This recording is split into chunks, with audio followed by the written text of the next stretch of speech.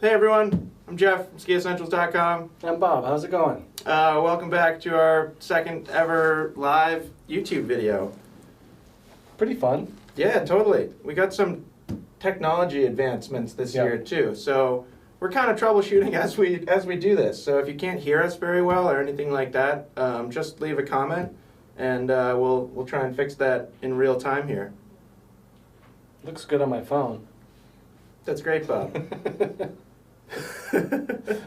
And we have a couple questions here already, so I'm going to leave a comment over here, kind of show you guys where to leave a comment. So leave your questions here, and we'll see those come through pretty much in real time, and we'll get to them just as soon as we can. Bob, we had a question to start before we went live here from Scott Crail. I thought this was a good time to kick over to you. Please do a review of the best skis for Telemark. Do you have any just general thoughts on skis that work well for Telemark skiers? Yeah, I mean, that's a pretty loaded question in and of itself, because like telemarking is so much more personal than alpine skiing. Sure. Okay. So like, never done it. As a larger, more aggressive skier, I tend to like the stiffer, heavier skis for alpine, but kind of the opposite for telemark. Because I personally like the drifty feel and sensation of freeheel as opposed to like carving turns. So like, sure, you can telemark on a kendo and you'll get excellent performance. Yep. But it's not like that's the best for everyone. Like, I would not personally choose something like that.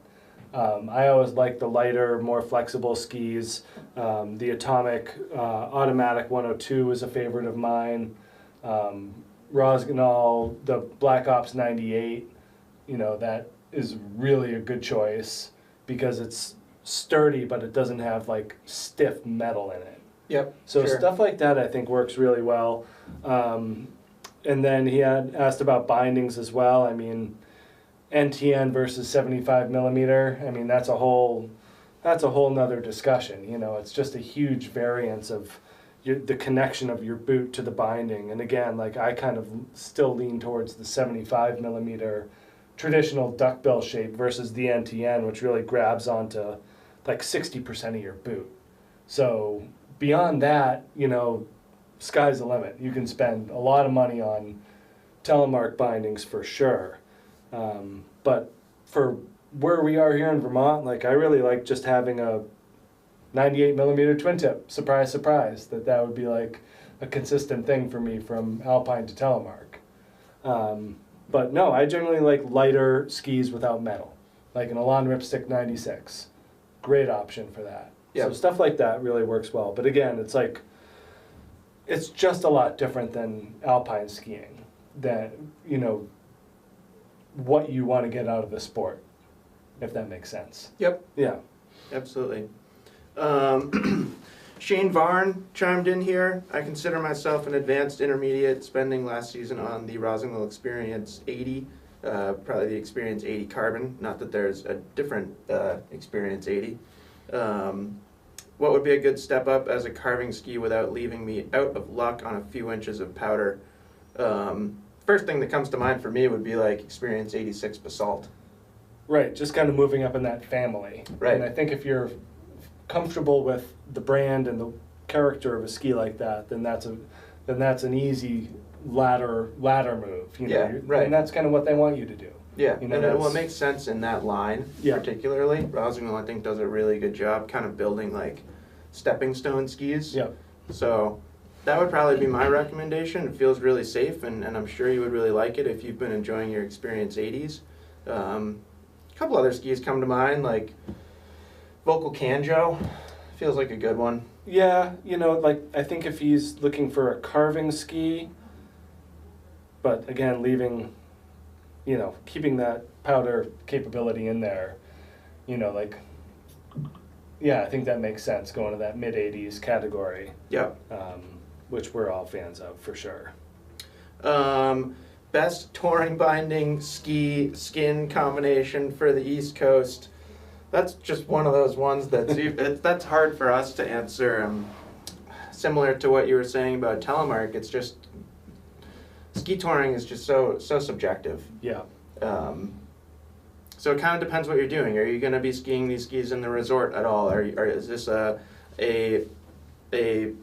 completely focused touring setup? I think, like, as much as I would like to be able to sit here and just tell you what to get, I think that's like one of those things that you kind of have to like just go down that path on your own and like kind of figure out what you're going to be doing. I guess in general, like, I'd probably recommend staying 100 underfoot or under 100 underfoot. You know, I'd probably focus on being fairly lightweight rather than strong. It's not like we've got like huge big mountain lines here and stuff like that, but it's a tough one. Yeah. Like, we'll do our best to gear to kind of point you in one direction or other on certain products here, but it's just hard to put the term best on anything really without a little bit more guideline in application, stuff like that. And it looks like they're looking for something like a ski and skin combo, and I think that that's a good place to be. Like, you can narrow your focus a little bit to skis that have a pre-cut skin to them, and those are usually pretty easy to find. You know, so like a Blaze 86, like a Vocal Blaze 86, like you can get a pre-cut skin for that. Right. So it's just taking a variable out of the equation, I guess. Yeah, way back, you can get skins with way backs. Yeah, and a lot of them do a really good job at making that skin specific to the ski. So at least you're not having to buy, an a la carte skin and then trim to fit. And it's just one less thing. Yeah. With there being so much out there. But yeah, I agree with your under 100, and at least, don't go burlier than a Kingpin or Shift if you're looking to tour exclusively. Yeah, certainly not. Yeah. And maybe not even Shift. Right. You could probably rule that one out if you're looking to tour exclusively. And it depends what else you have. That's a good point. We got a message from Tom here. Hi guys, love your reviews. Thanks, Tom. Like most, I'm always looking for the perfect all-mountain ski. What conditions are best for frontside carving and short turns? I use head Magnum for GS turns. I'm not 100% sure, because it sounds like you've got a great ski for those conditions already. Bob, you have any profound thoughts? Just, bumping up at least 10 millimeters, if you have a Magnum, if you're in that 78 range, or what is that one, 72, the Magnum, I think? Low to mid 70s, I think Tom is at. And so I would say move up at least 10, getting into the mid 80s, mid to upper 80s. And I think that that's a great place to be for general all mountain skiing. And from there, if you watched any of those comparisons, like, there's a huge variance between, an Elan Ripstick 88 with a light, quick nature, and then, a Blizzard Brahma 88 on the other side that's a beast. Yep. So if you're looking for that same type of Magnum-esque feel, then stick to the more metallic ones. If you're looking for a little bit different of a personality, then Ripstick, Headcore 87, something in that range. Yeah. Lighter, more energetic, and a different kind of experience than. You could also go like with something like a Wingman 86 CTI. Yeah. If you want to stay more carving focused. Yep. You mentioned firm snow here, and that would be a good one if you were just kind of looking for a little bit more versatility without sacrificing that carving feel. Yeah, I think a few different directions you could go there. Yeah, the wider bodied format carvers work great. Yep. Hey Jose, how's it going?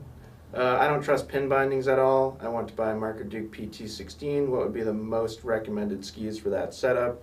I'm a high level skier, want a more stable ski than a playful ski. Very bad combination with Blizzard Zero G105. I would say, I don't like to use the term very bad, but it doesn't feel like a great choice. And then you mentioned that you had other heavier ski options like the Cochise Mantra 102 or Sender 106, and I think the best answer there is to try and go right in between those two things. I agree. That's what I would be doing with a Duke PT16. Bob, you happen to own a Duke PT16 and you have it on Unlimited, which feels like a pretty good match. Vocal Blaze 106.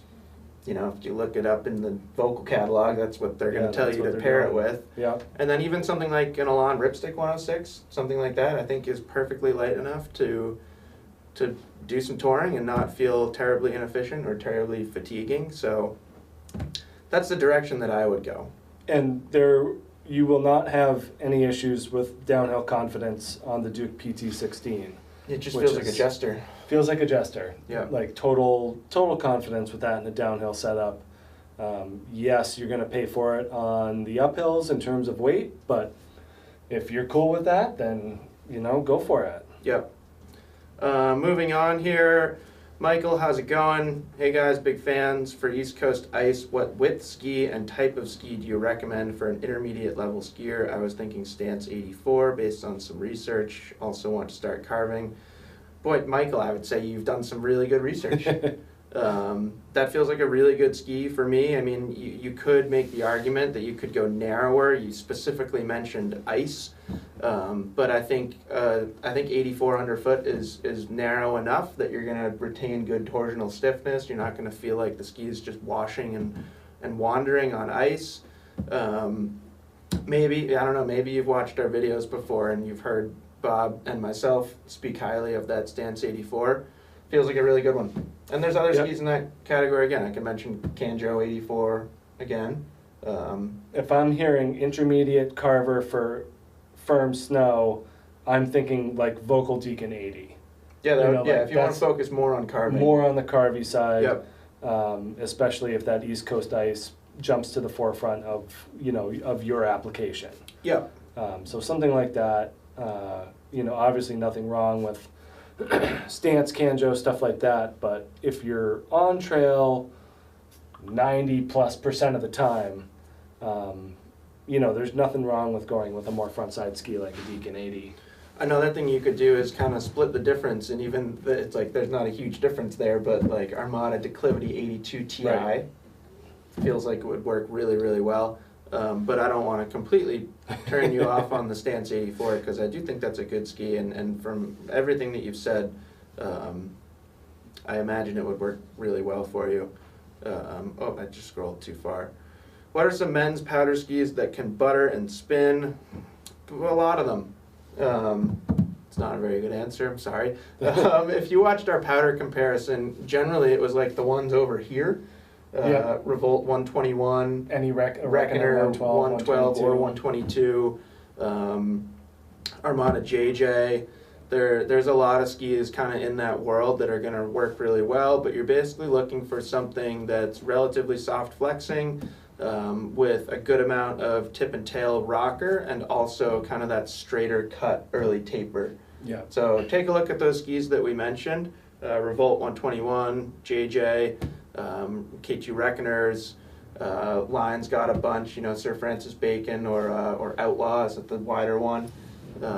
So there's a lot out there that could work for you. I think if you start there and kind of learn those shapes and that'll allow you to kind of look through some other brands and find some other options. Bent 110, 120. Yep. You know, those other good, great choices there.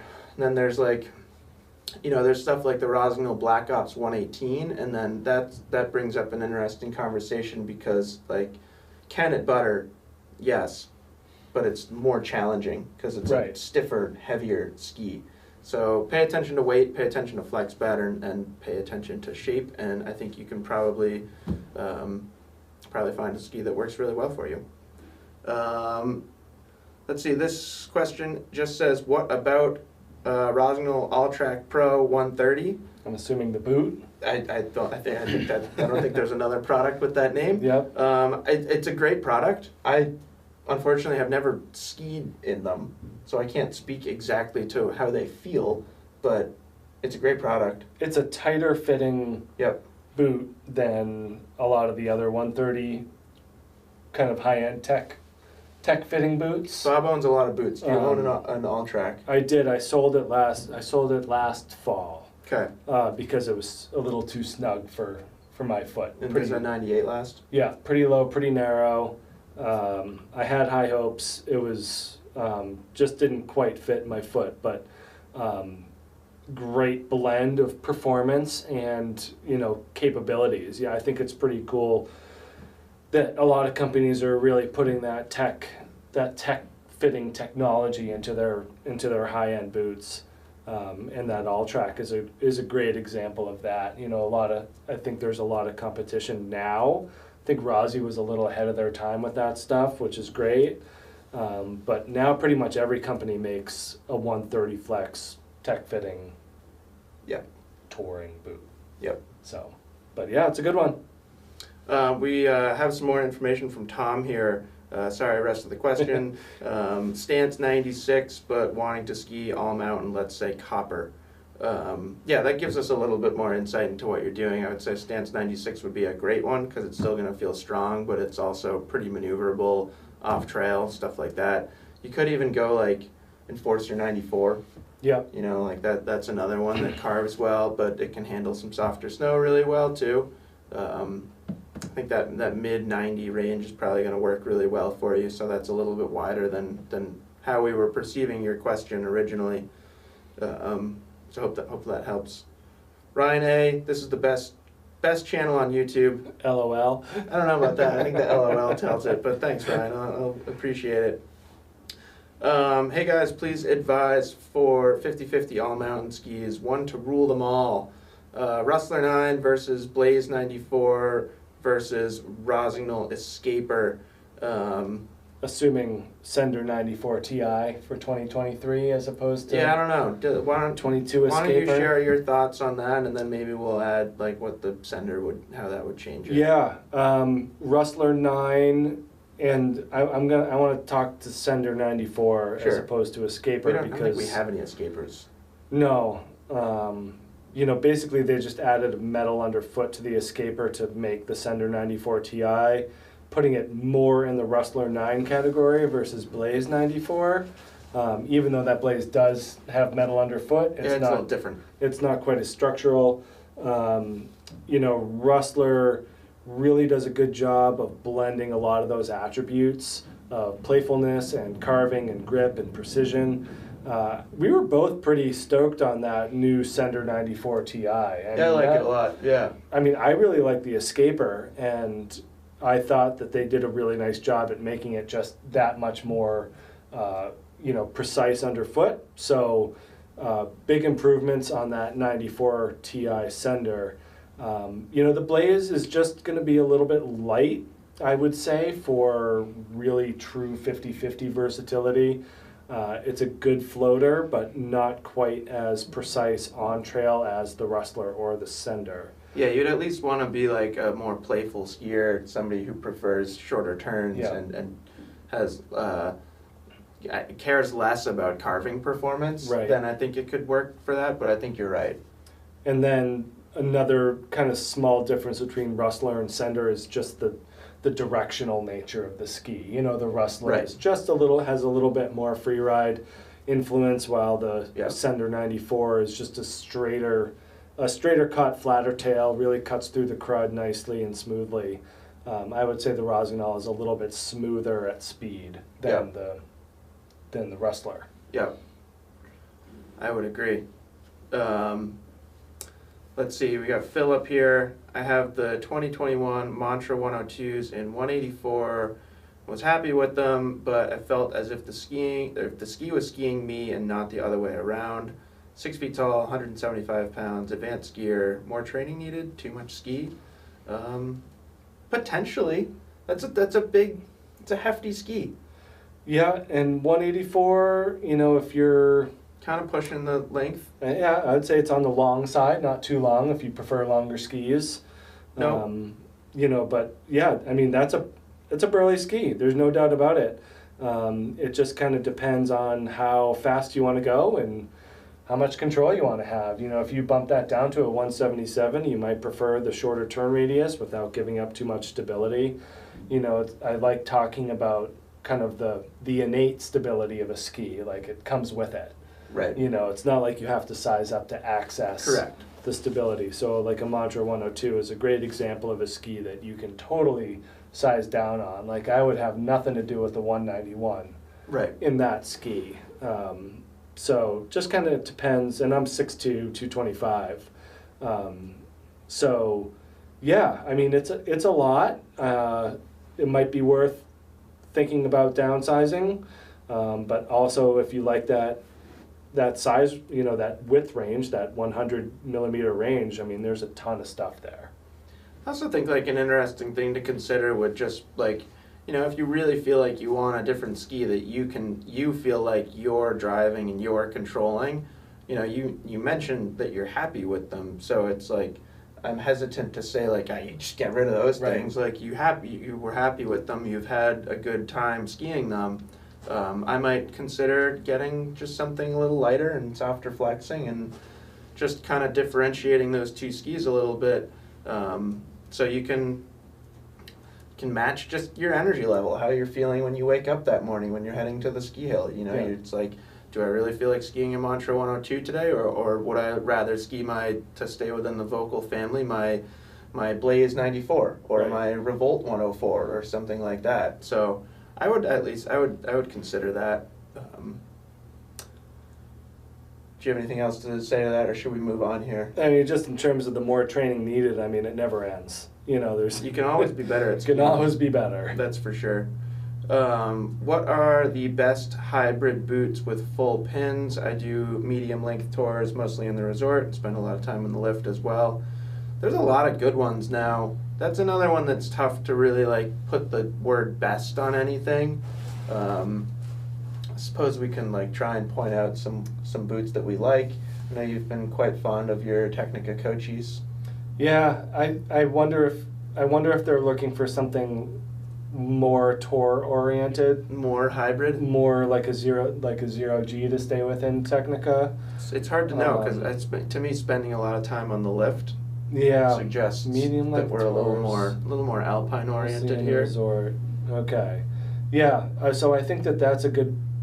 We're blending. I think we're between a zero G and a Cochise 120 or 130.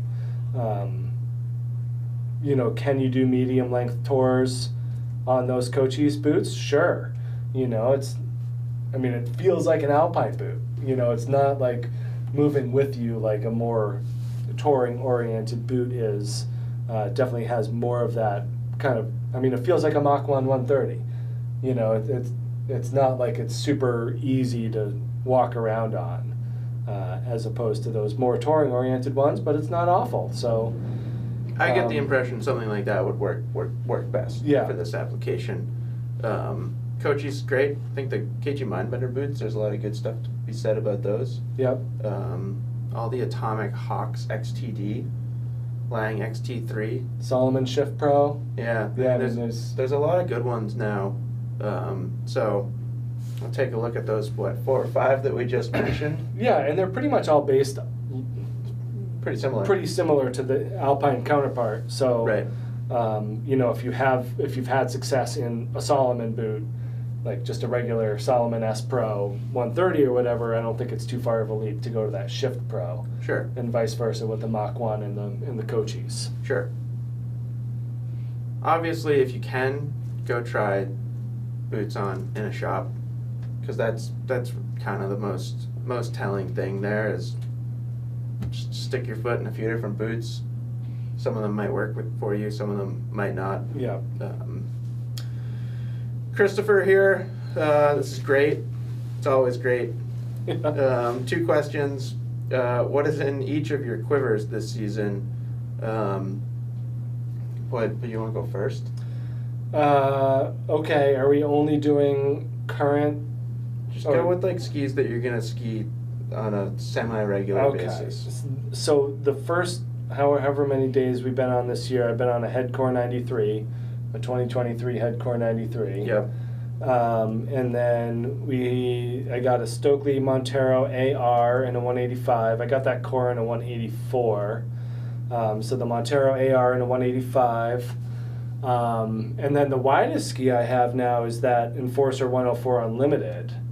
Yep. So I go from 84 in the Montero to 95 in that core 93. Yep. And then up to 104 in that Enforcer.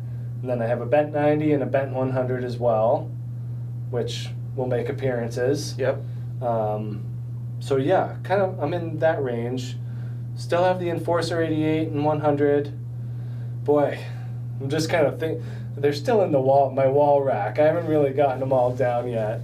I definitely get a lot of gruff from my wife in this regard of having too many skis. Having too many skis, but I'm at a point where I don't want to get rid of them anymore. Yeah, they like mean something to Yeah, you. definitely. Let's see. For me, if I go narrowest to widest, I have that K2 Disruption TI2. That's kind of like my Burly gray ski, and then,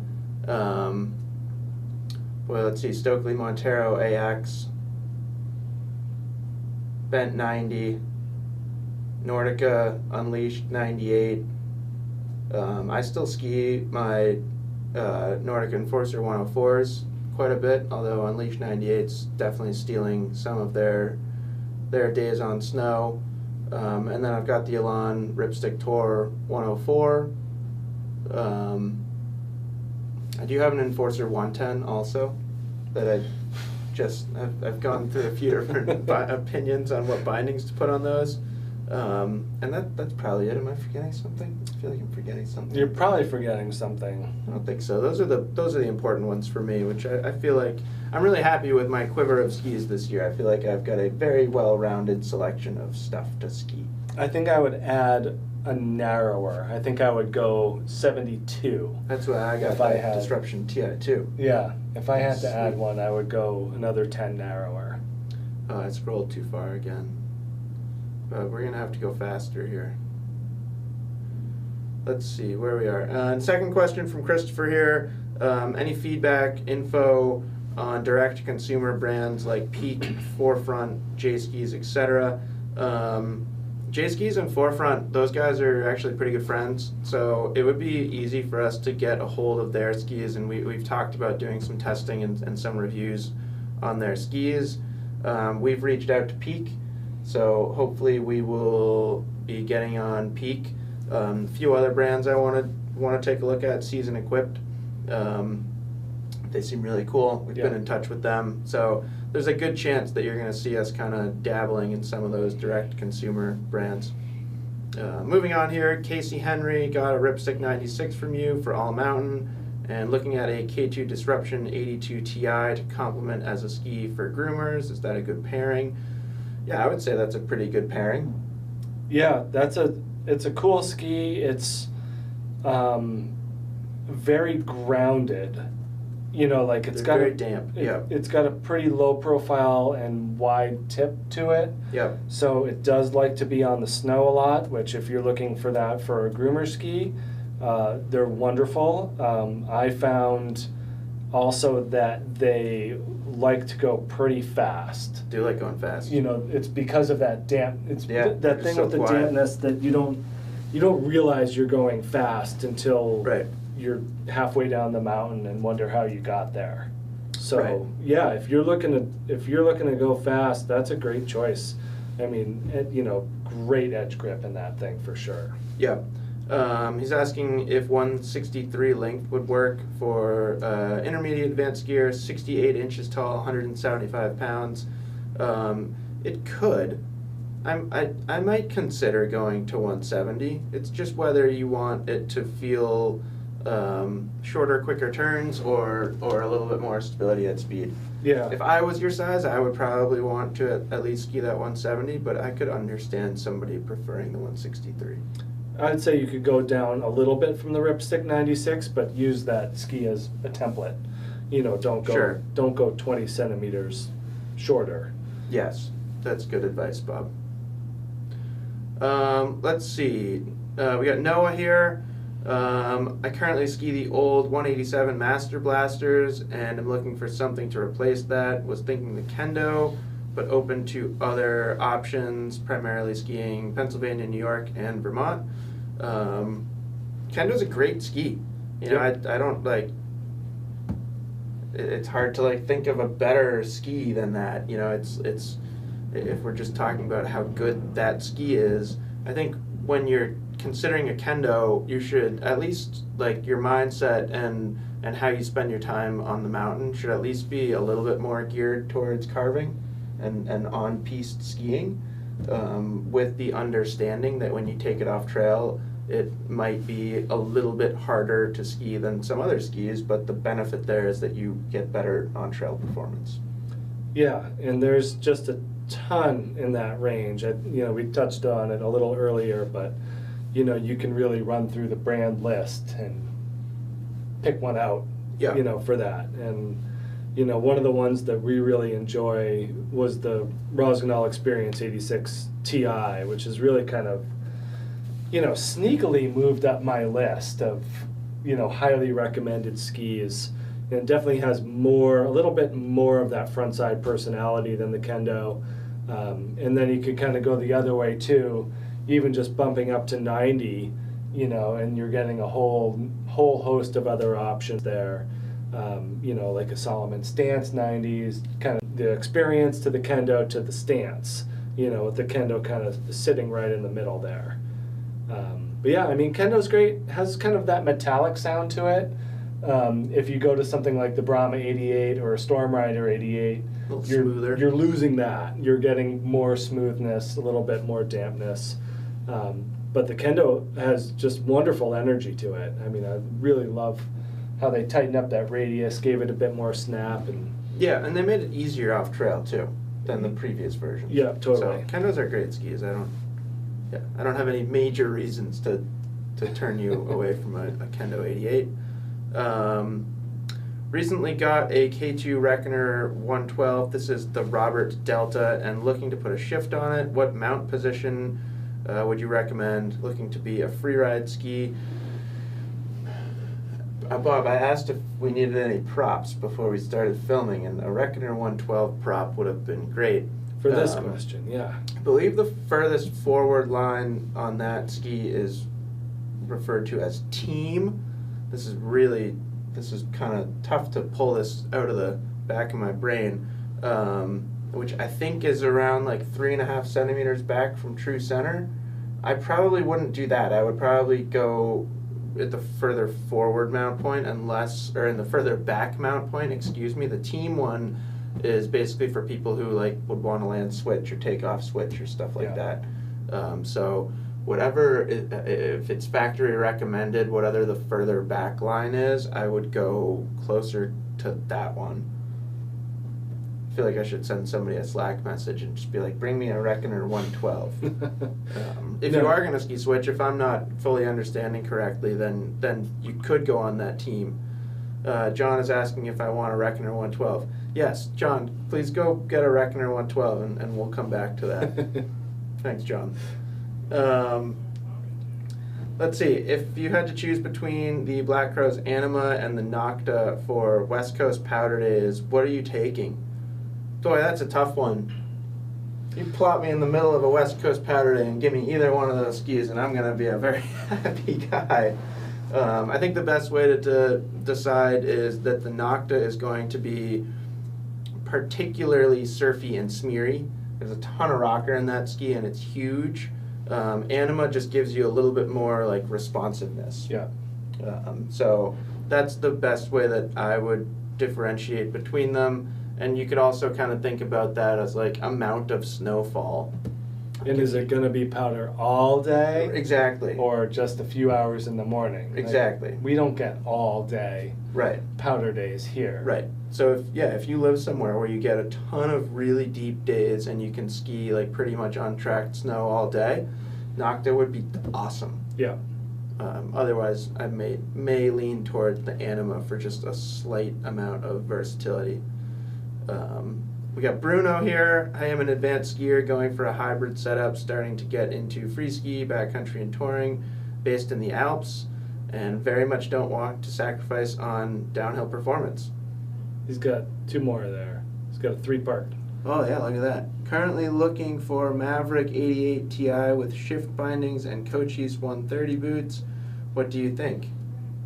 Yeah, it's a Burly setup. That's actually pretty perfect. The Mavericks are sneaking in. The Maverick, especially the TIs, are sneaking into kind of my my dictionary of touring potential. Yeah, they're like ripsticks because Yeah. they're light enough. Yep, they're light enough. They have metal. The 88 certainly fits into that, really kind of grippy category. Yeah. And it's, going to be lighter than the 95. Yeah. So yeah, you're going to get great downhill performance in a 130 flex boot, and we've seen some very high level skiing on the shift. So I don't have any hesitation that that's going to work well for downhill performance, and then No. light enough, especially in the skis. I'd probably throw the Hustle in there too as a potential option. Thank you, John. Thanks, John. I'll let you know if we need anything else. So you got a team line on there, right, Bob? Yeah, team and midsole, they're actually only like 1.5 centimeters or 2 apart. Okay, so I couldn't remember what they called the other one, but I would go midsole. Team And is that should put you like pretty 5.5 centimeters back, if my math is correct. So, yeah, unless you're skiing switch a lot, I would put those Reckoner 112s on that midsole line. I thought these lines were farther apart than they are. I knew they were closer than most, Yeah. but I thought it was more like three or four. All right, moving on here, we got John Greenspan. Hey there, you guys rock. Thanks, John. So do you. Looking at the 104 free, deciding 172 or 179. Let's see, 53 years old, 180, I assume 180 pounds, 5'10", hard snow ski is a Legend 88, 173. I would go 179. Sorry, I got lost there. That's okay. It's a guy that's my height and 180 pounds, and he's deciding between an Enforcer 104 free and a 172 or 179. Again, it's one of those skis that has stability built in. It doesn't, you don't have to. I would say 179 if you prefer longer skis. If there was nothing else given, I might lean towards the 72. But Boy, I love when we disagree. it's only, it's like this much, No, I it's know. like half of that in the tip and half of that in the tail. It's hard for me, I'm 5'10", Yeah. and I'm 160 pounds, and I prefer that ski in the 186. So I have a hard time, personally, imagining skiing the 172. Could you? I think you could. Yeah. I don't know. I feel like 179 is a better choice. Length is hard. It's I think it's consistently one of the hardest questions we get in terms of, how to get it right. But Anyways, yeah. I feel confident about 179. Bob, you sound a little bit more on the fence, but I don't think you'd be disappointed with the 179 by any means. Bob, what's your current favorite mogul ski? Not a competition bump ski, just an all-mountain ski that also rips in the bumps. The Bent 90 is one of the best bump skis I've been on in the modern era. Yep, figured you would say that. But I also don't think it's like an all-mountain ski like my Core 93. That's kind of why I wanted that. Sure. Core 93 was to get a similar lightweight feel to the Bent 90, but also have a better performance level. I just kind of pushed through that bent, which is fine. I was never expecting it to be Sure. a total hold-up ski for me anywhere else other than bumps and trees.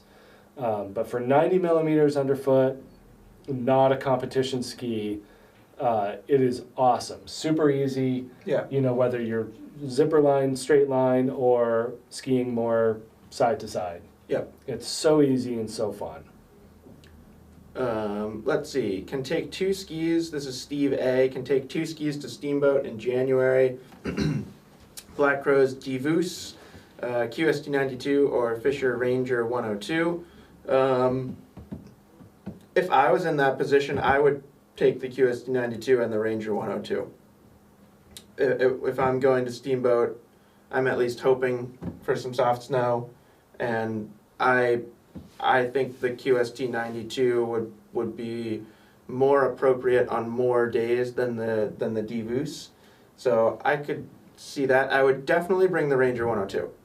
I mean, I think that's important, because if you get a powder day, like that's going to be by far the most fun. Or even if you get like a leftover powder day, I think you would still want to ski that.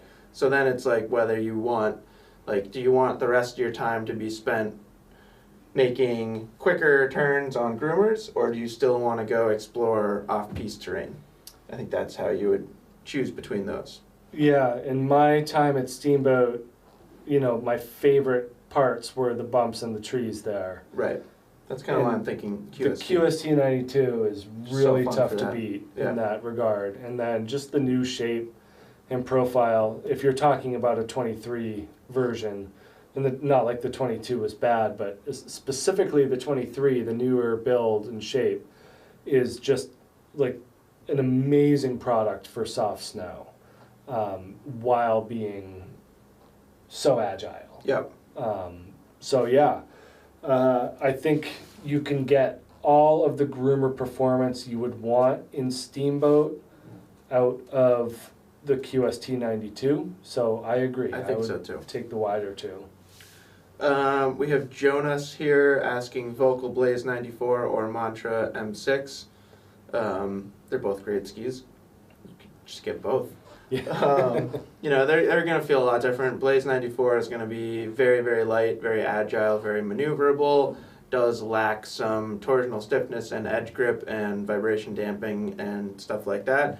And then you can basically just flip that entire description, and that's how the Mantra is. So the Mantra has tremendous torsional stiffness, just edge grip out of this world, a lot of vibration damping, a lot of overall stability, just feels very, very strong, but when you take it off trail, it can be at least more fatiguing than some. So go Blaze, those are kind of, extremes of the definition here, but I would at least use that to kind of guide you. Yeah, and that Mantra just takes more, it's just more work to get it to do what it does. Yeah. Whereas the Blaze is a lot more intuitive and has a bigger range from slow speed, low end to, pretty decent mid-range. Certainly kind of picks up, or the Mantra picks up where that leaves off. Yeah, exactly. Ryan A, recommendation for a lifetime East Coast skier, expert level, who is venturing more out west into bowls, powders, chutes. Expert on-piste skier looking to spend more time off-piste. 100 to 110 recommendation. There's a lot of good ones now. Sometimes I feel like I have to go down the alphabet in these situations. Yeah, I definitely have to bring up the list. Yeah. Blizzard Rustler 10 would be like a pretty approachable one, kind of like not super, super wide. So it might be easier for you coming off of narrower skis, or most likely narrower skis. So Rustler 10's been around for a while now, but I think it's still a pretty strong contender in that category. I think an Alon Ripstick 106 could be really cool. Again, you could stay a little narrower and go like Fisher Ranger 102. I think those are some great skis. That Nordic Enforcer 104 is still awesome. Same kind of thing as the Rustler. It's been around for a while now, but it's still a great ski in its category. I think you and I were both just profoundly impressed by that Solomon QST 106. That was one of the first ones that popped into my mind for this question. Yep.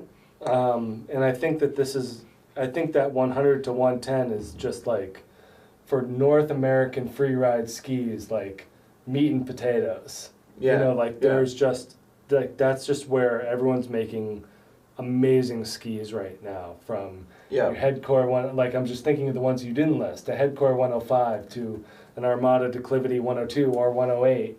All the way through, for Black Crow's Atres for this year. There's just a ton from 100 to 110, and there's a big difference in shaping within that category, within that range. Right. So you can get that, that on-trail oriented, Storm Rider 102, or you can get that free ride Atres, that is just a lot more drifty. So a lot of it has to do with how much kind of precision you want to add to the mix versus how much playfulness, I think. Yep. Yeah, I agree. But there's a lot. There's a lot of good skis. Yeah. Hopefully we didn't just confuse you there. Hopefully we gave you some good skis to check out. We got Julian here. What would be a nice and similar ski as the 2021 Faction Candide 1.0? I find the Mana too wide. So assuming you want to stay closer to the 90 underfoot range, that Bent 90 has similar characteristics. They're both pretty lightweight, have similar kind of energetic flex patterns that aren't too soft. Black Crow's Cactus always pops into my mind. Yeah, that's a great one. Yeah, competitors to that Bent 90. Yeah, and like similar quick and playful and agile, and again that kind of like energetic flex pattern. Yeah. Let's see, going down the alphabet. And even like a little bit wider, like Armada ARV 96. We're kind of. I thought of that. It's a little stiffer, a little heavier, but could be a good candidate. If you're like more focused on like the park side of the spectrum, I think that new Vocal Revolt 90 is pretty sweet. Yep. And I feel like there's some similarities in the Candide skis and that ski and just how they feel overall. So certainly some good options there. I think that Bent 90 is pretty hard to ignore. Yeah, I agree. It's a great ski. Pineapple the Fruit Dude. That's a great name. Have you guys skied the Armada White Walker in the past? I wonder how this thing charges, although it's that light.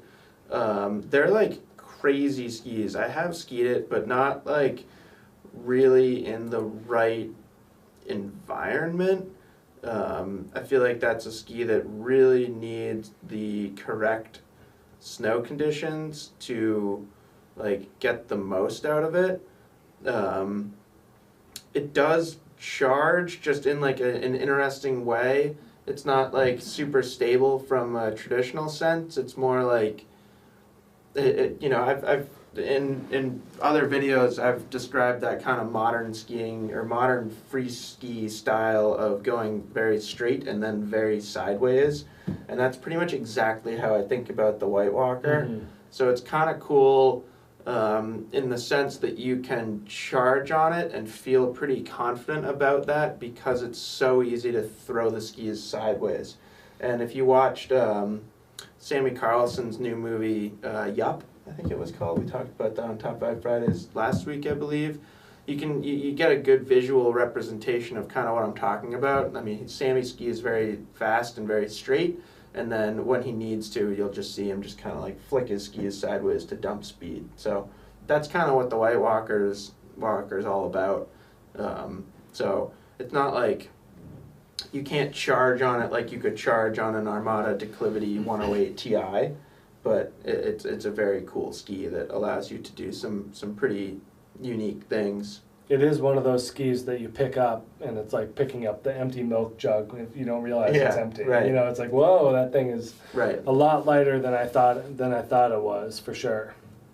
This is a good question, and I actually can't remember off the top of my head if you had done this or not. This is directed to you. In the previous line session, you mentioned you wanted to experiment with some intuition liners.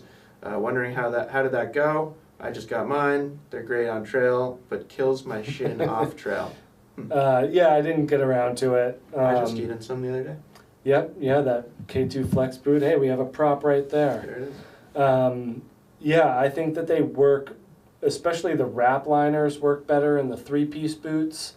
They do have that tongue liner for more traditional 2-piece boots. But no, I just didn't get around to it. I from my previous experience in them, in my Telemark boots, I am like sold 1,000%. I do think though that like modern alpine liners, and we kind of talked about this today on the hill, like they're just so good. Yeah.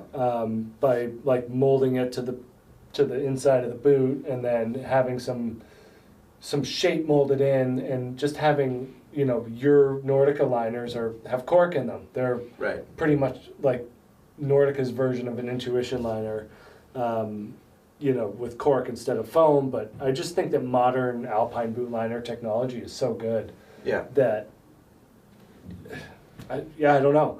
I mean, certainly it's worth trying, and especially if you've had fit issues in the past. But also, like, if you're having trouble with shin pain, like off trail, I'm hoping that you got kind of the right liner for your shell. You know, if you're putting a wrap liner in a two-piece boot, that's not going to work as well as a tongue liner. I've had it work and not work. Yeah. At the same, well, not at the same time, but in different boots. Sometimes it does work, sometimes it doesn't. You may just want to like kind of play around with like maybe molding them again. Kind of like manipulate that section of your liner. If it's a two-piece and you have like the double, Exactly. if you have a two-piece boot with a wrap liner and you're doubled up in the front, that's gonna get you more upright, which might do something to your shins. Right, that's what I was thinking. So, yeah, without knowing too much more, I would, yeah. This is a That's my follow-up guess. from Shane. That was, I think, the first question we had. Appreciate the basalt recommendation. Could be a nice step up over the Experience 80. Would I be overextending myself, skipping the basalt and going to Experience 82 Ti or a Declivity 82 Ti? Not necessarily. I just thought that basalt 86, Experience 86 basalt would be like a really nice kind of incremental step up. I think the declivities are easier to ski than the Experience TI skis. Yeah, I agree. So I would say Declivity 82 Ti might be a better choice than Experience 82 Ti. But no, I don't think you would necessarily be overextending yourself. I just think it's something to consider and ask yourself, like, whether that's going to be beneficial or detrimental to further progression. And it does make a difference in skis, you know, buying that more rugged ski does kind of put you at a disadvantage if you're not as strong or skilled, so it's tough to skip a step, you know, with ski technology. Yeah. Like that's, like you were saying, that's why that incremental stage exists. It just feels like it makes sense. Yeah. Safe option. Yeah. Is Vocal Blaze 94 good in powder? Really good. Really good. Yeah, I mean, it's obviously like we're confined to the limitations of really good. Yeah, if you check out any of the comparisons we've done or a ski test video with the Blaze 94, we've likely shown the rocker profile in that thing and talked about it. Yeah. It's pretty incredible what percentage of the ski is rockered, and so it does flow really well. And that 3D radius, long cut in the tips and tails. Yeah, Just works awesome. Yeah, for a 94, it's one of the best floaters out there. Yep. Why do you think Elan doesn't take the ripstick construction and make a twin tip park ski out of it? Seems like a no-brainer to me. I agree. We'll just leave it at that. Bob and I agree. Ryan A, I was thinking QST 106, Atres. I'm 5'9", 145. Yeah, he's right in that zone, right in that mid-100 zone. Yeah, this is Ryan A, yeah. Great place to be. Yep, I think we at least mentioned the QST 106. I think we mentioned Atres too. So you're really on the right track here. I'd say for length, you're probably kind of, I think it's safe to stick in the like mid to high 170 range, Bob. Would you agree?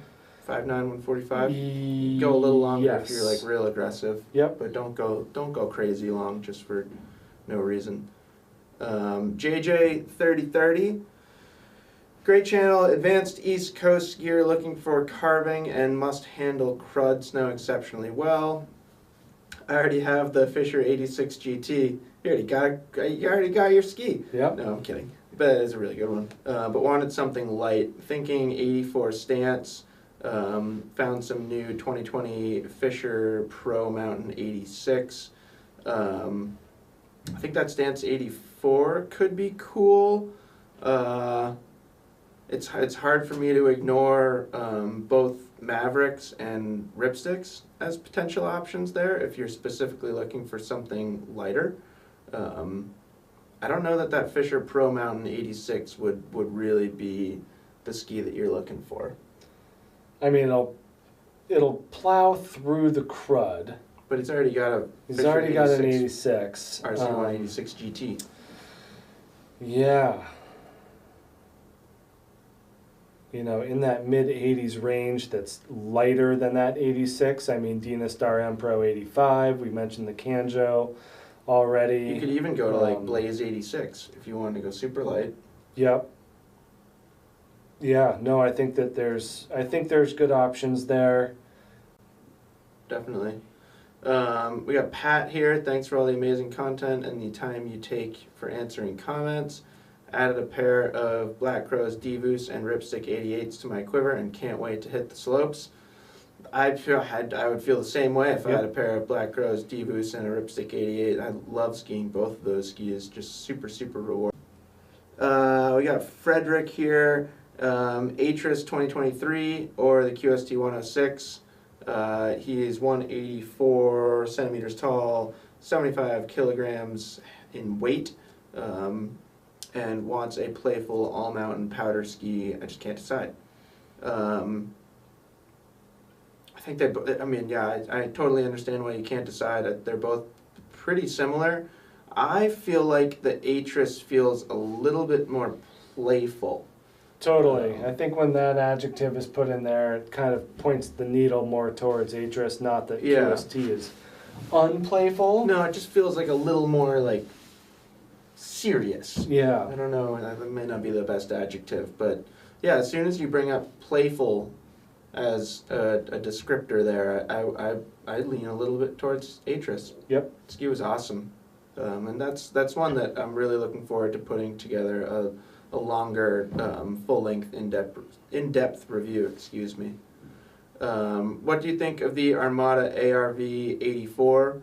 I'm not that tall and not heavy. I just want to get into freestyle and park, but also just do some fun runs. I ski in the Alps. Should be great. You know, the ARV 84 is a proven ski. It's been around for a very long time. It's really, really good for park.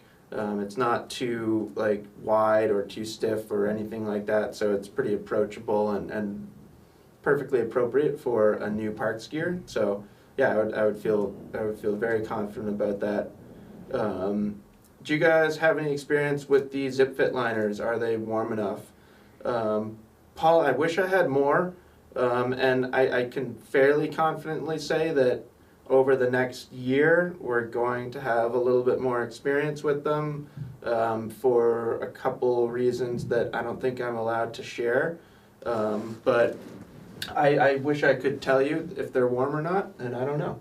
But we'll find out. I was in the boot shop the other day, Paul, and I saw we had some ZipFit Liners in there, and they just kind of caught my eye. I got a couple of new pairs of boots this year and was wondering if that was something that I would explore further, especially when I saw them. So yeah, I'd say stay tuned for that. I'm gonna think about that in addition to the Intuition liner, and you know, maybe do a comparison there.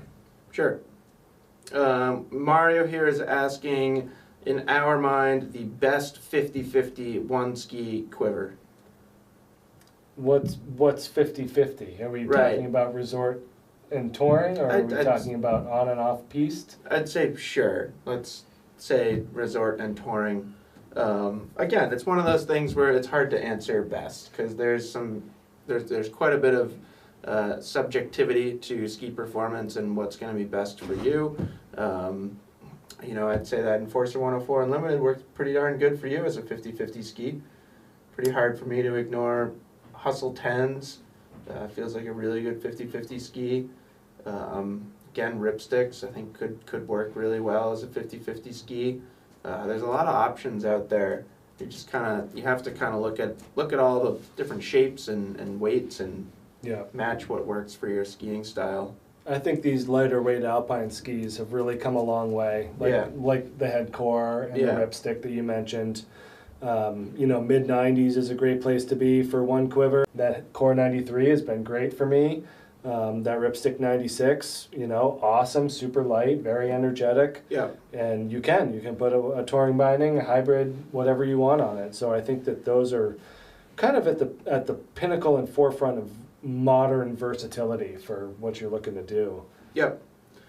Would a poacher complement a Reckoner 102? Love the 102, but wonder if I'm missing out on something due to the softer flex. I would say for some skiers, yeah, it would actually complement it really well. Thinking about like K2's team athletes, a lot of them will have both of those skis and use them for slightly different applications.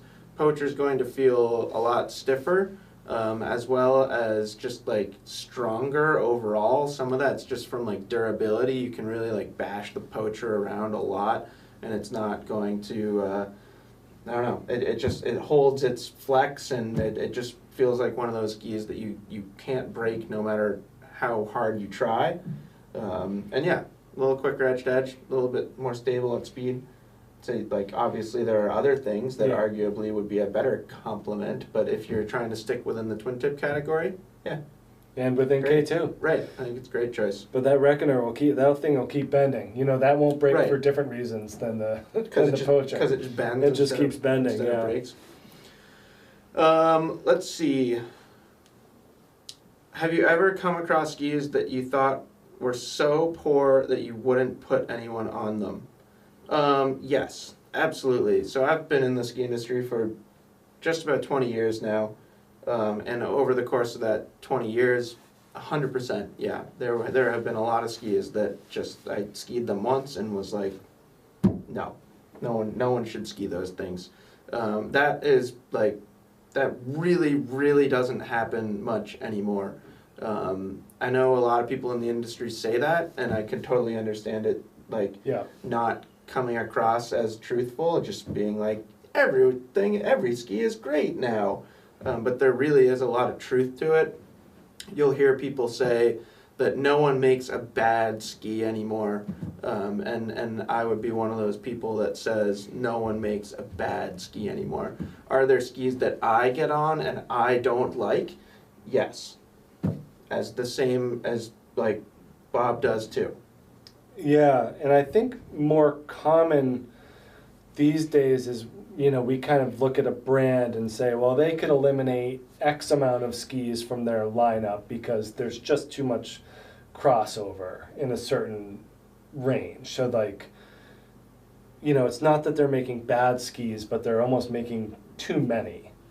You know, like I feel like they could shave it down a little bit. And so it's not that they're bad, there's just, I think, kind of saturated. Yep.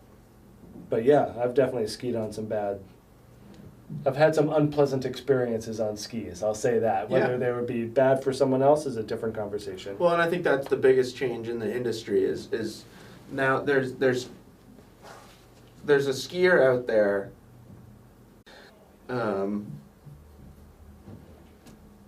Maverick 100 feels like a good one. I feel like that ski's got a very nice balance between maneuverability and stability. I think we just lagged out a little bit, so the question here is a daily driver for soft snow days for a directional skier in the Pacific Northwest. Yeah, I like Maverick 100 a lot. I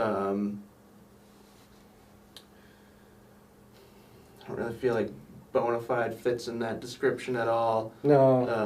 I'm just going down the alphabet here. Like more playful, like a Black Cross Camex. Yeah. You know, it's not like you have to be a freestyle skier to be on that. No, I think Camex would be a cool one.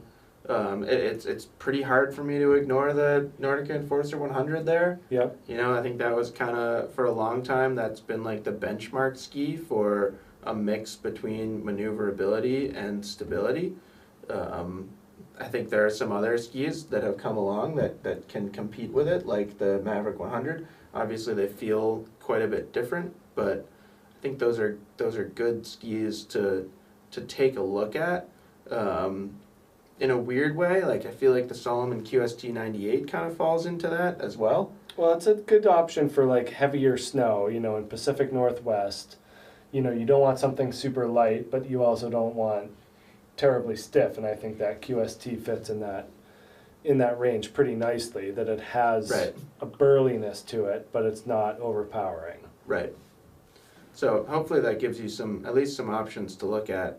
This is a question from Jason. Hey Jeff, Bob, looking for a suggestion for a new addition for a good shorter carving ski, 88-ish all-mountain that is still playful enough to pop into the bumps and trees. Currently have 107 and 96s.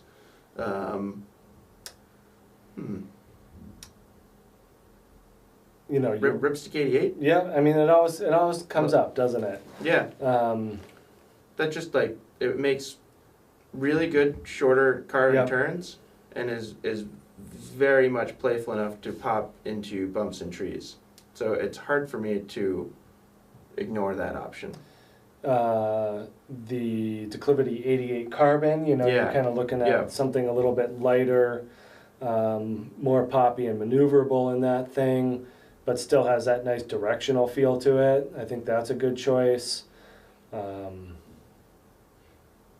Yeah, we've mentioned Maverick before. If you wanted to go to the carbon, that 86C is really the same footprint as the 88 Ti, so it is lighter and, you know, a little bit easier in the moguls in the woods. You know, that's kind of an interesting complement to the Ripstick. You know, it's just similar construction, you know, lighter wood carbon as opposed to more metallic skis like a Kendo. So I think if you're looking for something lighter, that's a good way to go, is kind of stick to the more carbon powered skis. Yep, I think so. I think that's the best thing to do in that scenario. Bought some line Cicanas from you last year. Ski's awesome. Yeah, thing's awesome. So much fun skiing that. What are your thoughts on Moment skis? Moment makes really good skis. That's another one at the beginning of this video. Somebody asked about us getting on more direct consumer skis, and Moment is certainly on that list Yep. of stuff that we would like to add into the mix. So I can't like speak, I don't know, super directly to any one of their models, other than the fact that they are a reputable ski manufacturer. They make some great skis, they make some great shapes, and people really like their skis. S King here. Let's see, this looks like a fun one. QST 106, Black Crows, Atres, Elan 106. I ski Big White in British Columbia. I want to be able to make it down through the day. So powder, crud, groomers. Let's not forget Enforcer. I think you mean let's not forget Nordica Unleashed 108, but maybe you mean let's not forget Nordica Unlimited 104. I'd say like the QST 106 is a really, really strong contender there, because it handles that big mix of different conditions really, really well. Like we skied the QST 106 in so many different conditions last year, and it works really, really well. Atres is also pretty versatile, but I would say that could get like bounced around a little bit in kind of chopped up cruddy snow. Say the QST like in a weird way, because it's maybe counterintuitive if you look at the shapes. I think it probably feels better on groomers. Ripstick 106 could certainly work. I don't know that it has quite the same, I don't know, it's not too far behind the QST 106 in powder performance, but maybe not quite as good. No, but I would say it's a more pleasant carving experience on groomers. Yeah, right. You're like giving up some powder Yeah. performance for carving prowess. And then Enforcer, say we're talking Unleashed 108 here, that might lean like a little bit too far towards powder. I would personally rather, like my choice from Nordica there would be Enforcer 104 free still. To match up with those other skis there, Yeah, as opposed to unlimited. that's what I would want personally, because you're specifically mentioning crud snow. Yeah. And that Enforcer 104 free, the one with metal, just demolishes that stuff. Yeah. It's just going to be a little bit heavier. But yeah, I think QST 106 or Ripstick 106 would be awesome. In what length should I buy the Nordica Enforcer 88? 6 feet tall, 200 pounds, strong, aggressive, intermediate skier. I would say probably 179. I'd agree. You know, definitely a toss-up between that and the 186. Yeah. I just think that's, I mean, it's a pretty heavy and stiff ski. You know, strong and aggressive, point towards the longer. Intermediate takes it back a notch. I don't think there's anything wrong with that ski in that 179. I think it's a really good choice. Nice short turn radius, so it's like you're getting a lot of performance and stability out of it. Yeah. Yeah, I think like the 186 that I have is like, I think it's a handful. You know, like it's a pretty big, burly, strong ski. Yeah, so, it is. Yeah. Yeah, I mean, I guess I'd say 179. No, I don't think you need to size up on that one. No. So I guess before we get into this, Bob, we're an hour and 12 minutes into this. So I'd say we can go at our current rate of answering people for the next like 20 minutes, and then we should probably go like rapid fire, get through the rest, so we can Okay. go help all of our coworkers mount and ship skis again. That's what Bob and I were doing all morning, is mounting and shipping skis. Shipped a lot of skis today. I've drilled holes in a lot of skis recently, which is a lot of fun. I've mounted a lot of skis in my life and don't get to do that very often here. Looking to add a wood ski to complement my Montero ARs. Would the Bent 100 be a good choice? Primarily whiteface in Vermont mountains. It's a great choice. Yeah, it's definitely one of the best wood skis. You know, because I have the 90 and the 100, and my philosophy is if there's snow on my car in the morning, I'm taking the 100. If there's not, I'm taking the 90.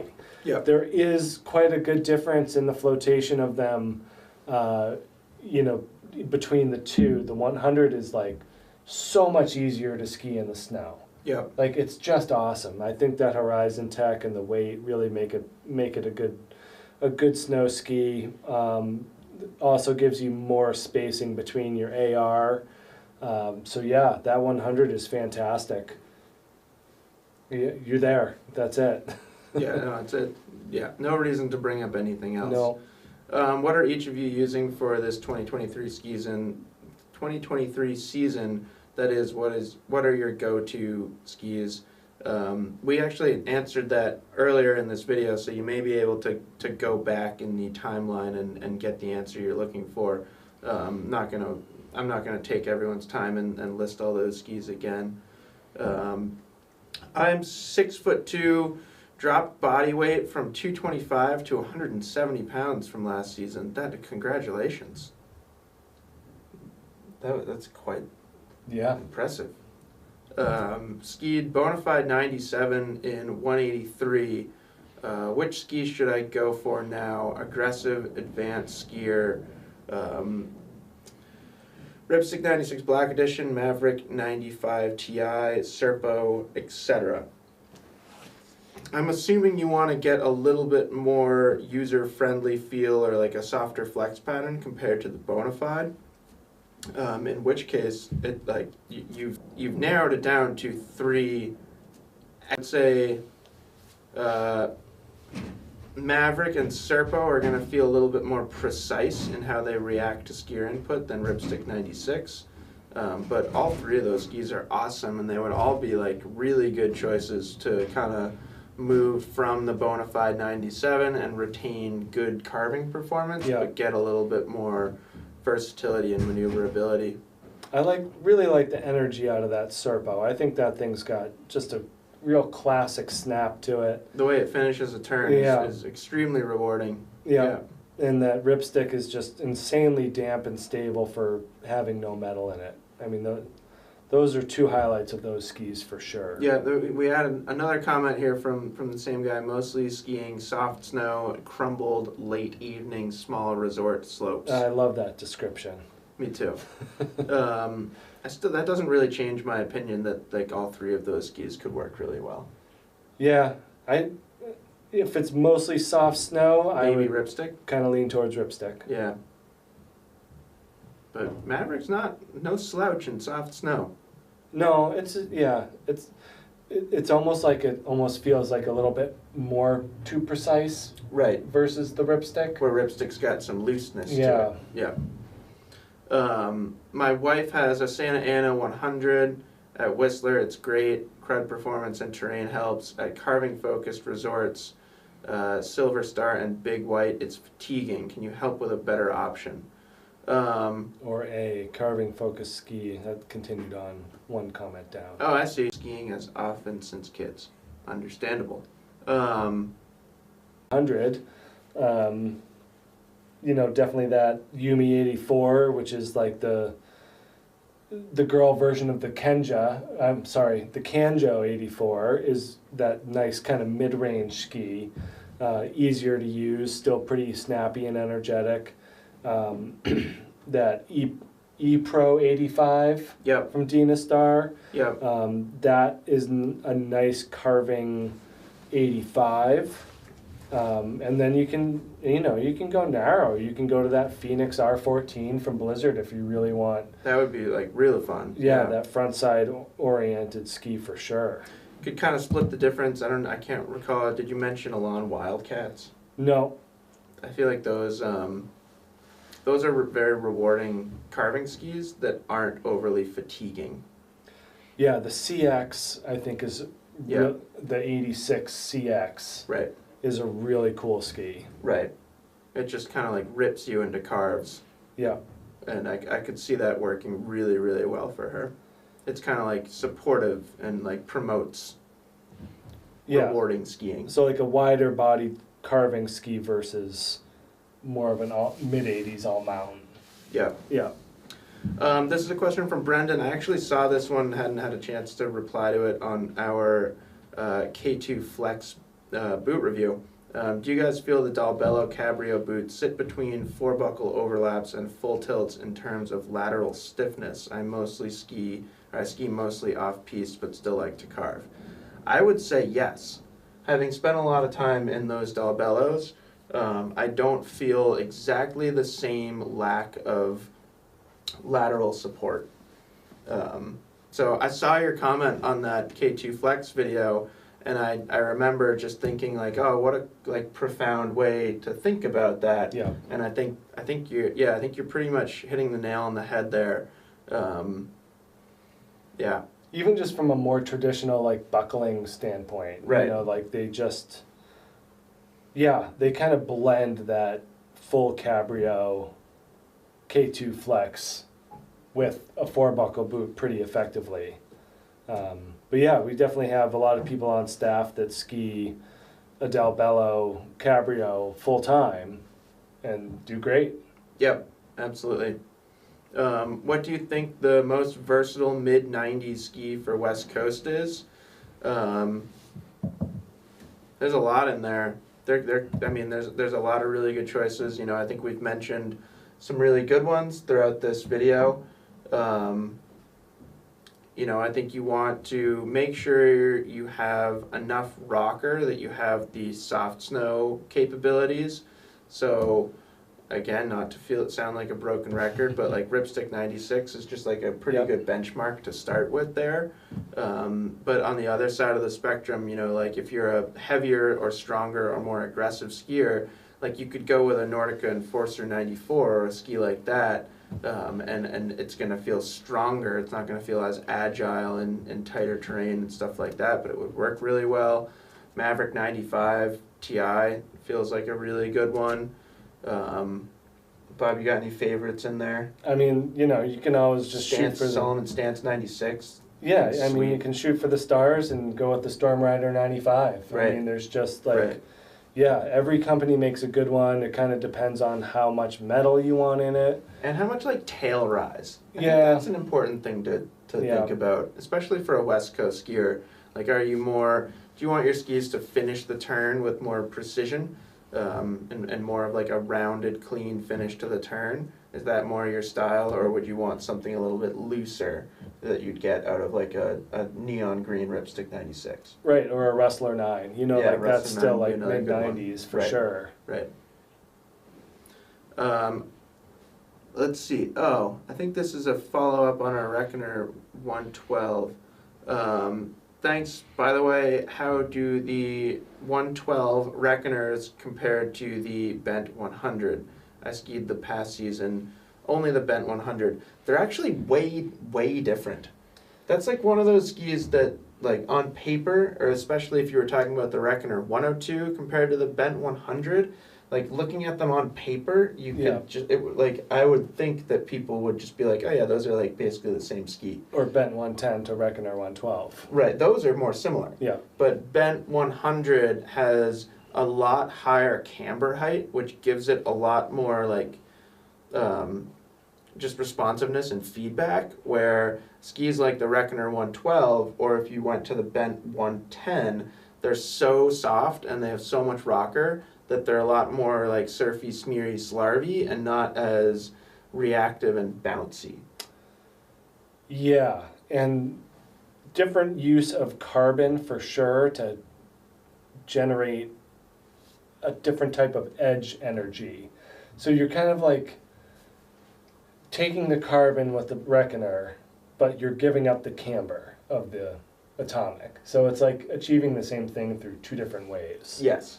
And we used to have that conversation, I think, with Reckoner 102 and Vocal Revolt 104 when those two skis were first announced. And that was always my answer, is like, they're basically accomplishing the same thing, they just do it with a different feel. Yeah. All right, what's your opinion on the Nordica Speed Machine 3 110 boots for a Revolt 104 and Tyrolia Attack 13? Should be a great choice. I skied in the Speed Machine 3 120 all of last season and had a great season on it. I bumped up to the 130 Flex for this season, so my only immediate reaction to reading that would be, I don't know, don't be afraid of potentially going to 120. Something that I often think about with ski boots is it's pretty easy to make a boot softer, and it's impossible to make a boot stiffer. Not impossible, but it's far less effective. Yeah. So I think it's a great combination. I just would, maybe look at the 120 and think, do I... I think when you're down closer to 70 underfoot, then it's not going to be just quite as fun. But you can have some really fun all-mountain skis in that 70 to 80 range. It's kind of like, how often are you off of a groomer? How do you define all-mountain? And is the lack of tail rocker going to inhibit you to have fun? And this conversation has become more and more important lately, I think. And we just kind of really like the overall nature of these mid-70s. Yeah, there's so much frontside skis. They're just an absolute blast. And like you said, how much are you, if you're only on groomers, like, you do not need anything wider than 82 millimeters. Right. Like, that's just kind of that's the fact of it. You can. There's nothing wrong with skiing kendo 88 on groomers all the time. But are you going to get more satisfaction out of that Blizzard Thunderbird R15 WB? Probably. Yeah. I think there's just a lot of good things to say for those mid-70s frontside skis. Had a blast on that head super shape rally. Right. 78 underfoot. Thing's awesome. Certainly wide enough to handle, I would say like manky groomer conditions. Right. Not really like off-trail specific, but certainly if you're on trail most of the time and that snow gets cut up and cruddy, then it's great to have that mid-70s underfoot ski on there. And that to me falls under all mountain category pretty much every day of the week.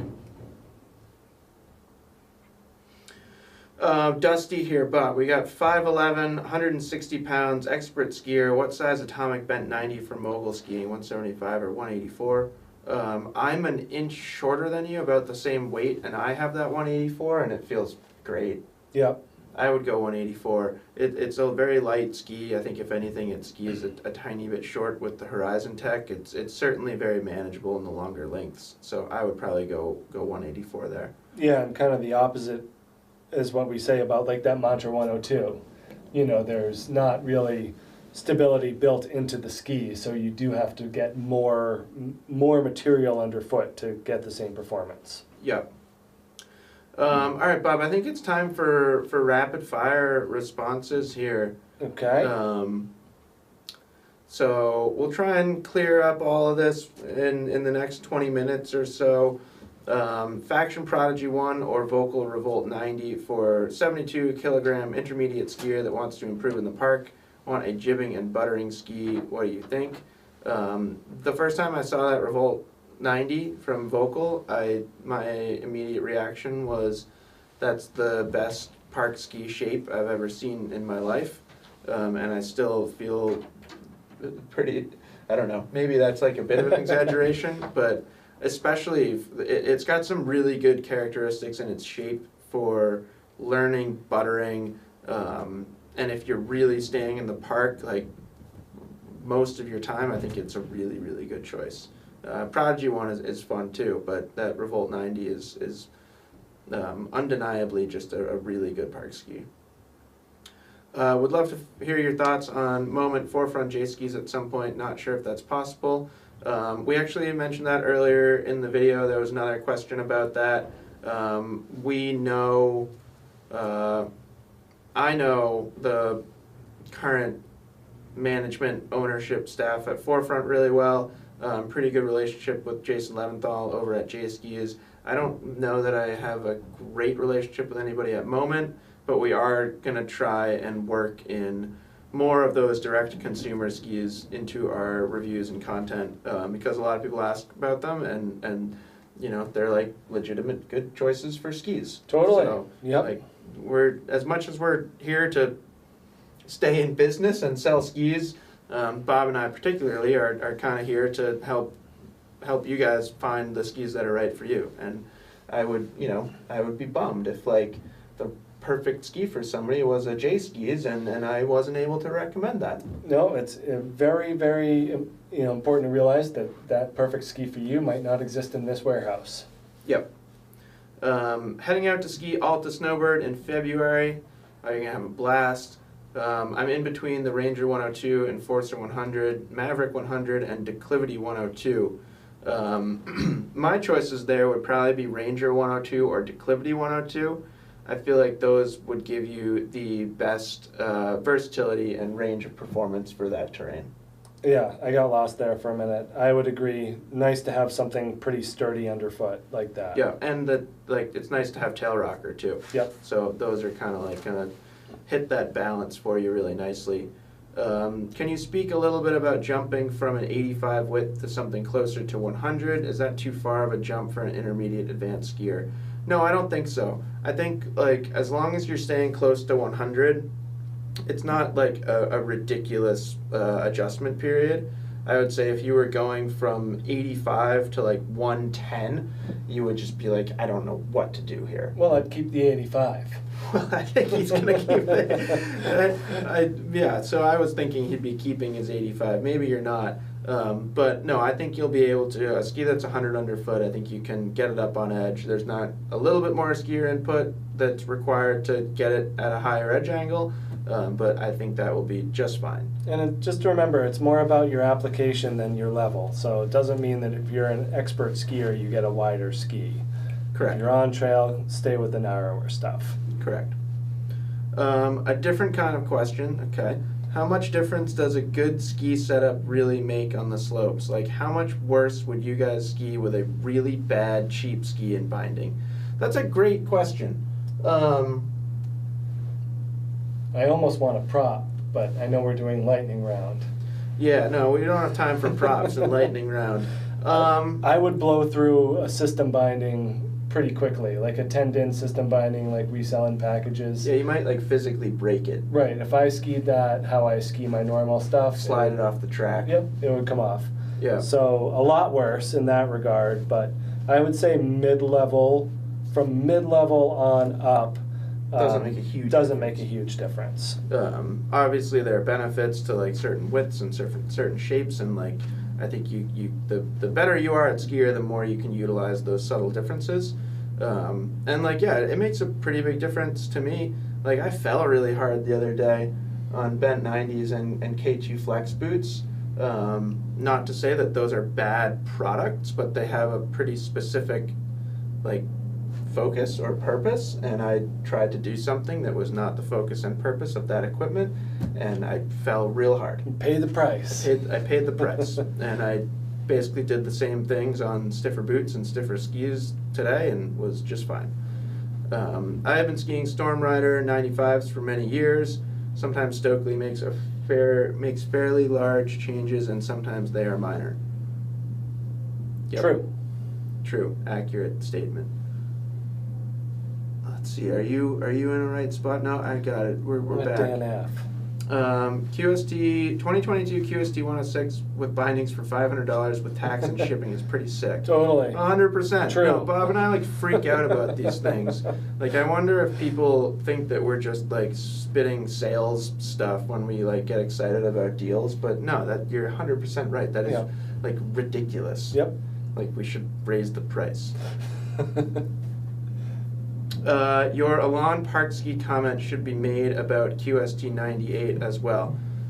Again, all I'll say is yes, I agree that Solomon should have some sort of QST twin tip.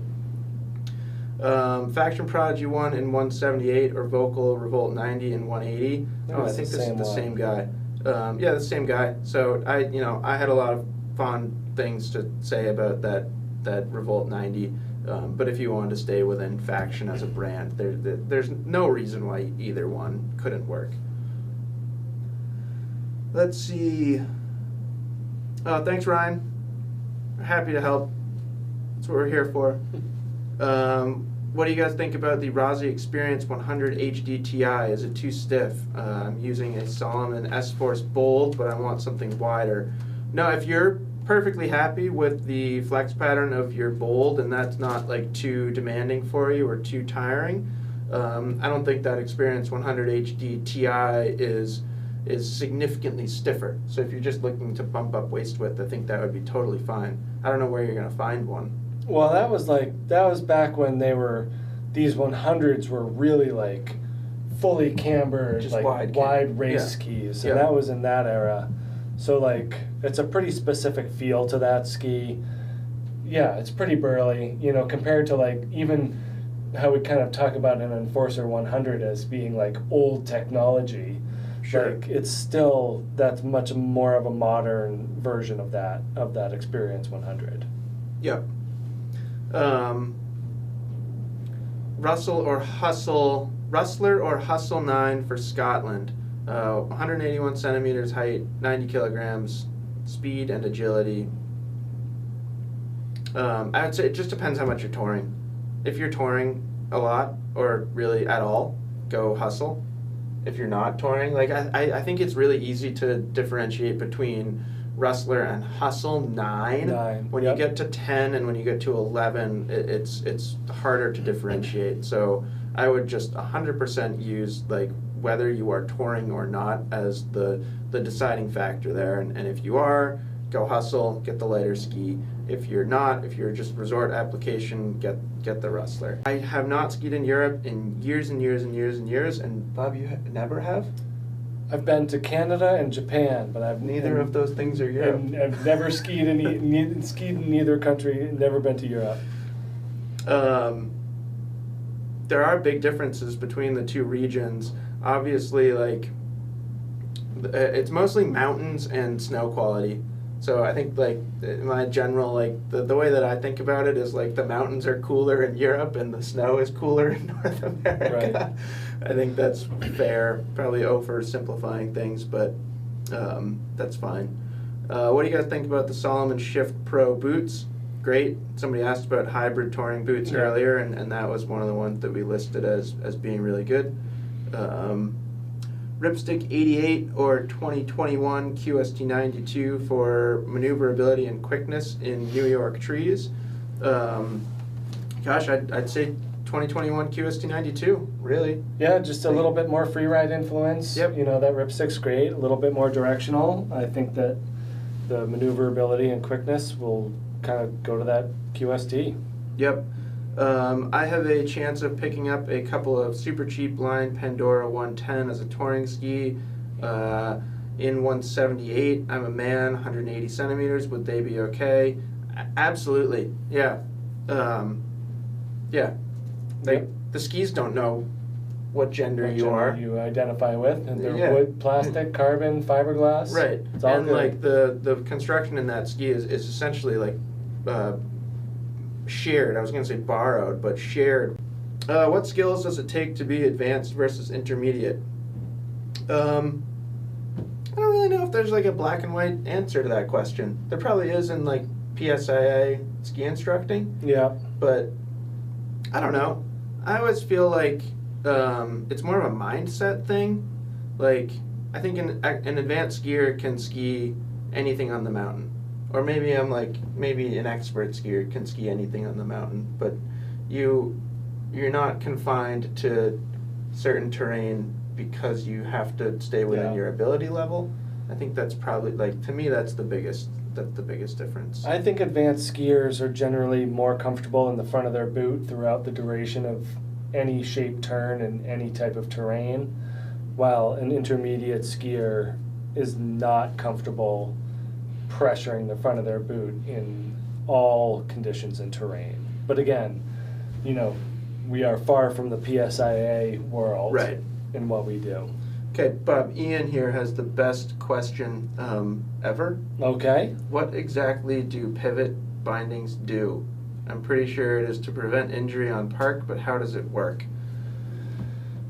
The lightning round is ruining this answer. I know. We are another hour and a half. We are going to do a full review on pivot bindings. I think a lot of people know that Bob and I are both very fond of them, and we want to take the opportunity to kind of like talk in depth about why that is and how they feel different.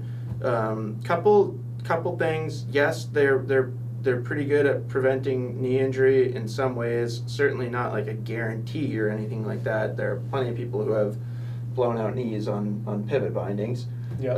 But one of the things that people really like about them is the mount point. The actual drill pattern of the bindings themselves is very, very short. So it's creating less of a dead spot underfoot.